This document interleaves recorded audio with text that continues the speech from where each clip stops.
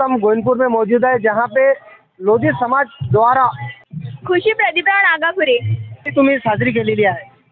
याच्या मागं आमच्या समाजाला लोधी समाजाला ह्या दिवसाची आठवण राहिली पाहिजे आणि याची आठवण राहिली पाहिजे म्हणून हा दिवस आम्ही साजरा करते. आणि रॅली आणि राणी अवंतीबाई कशी शेंडे बनली आहे.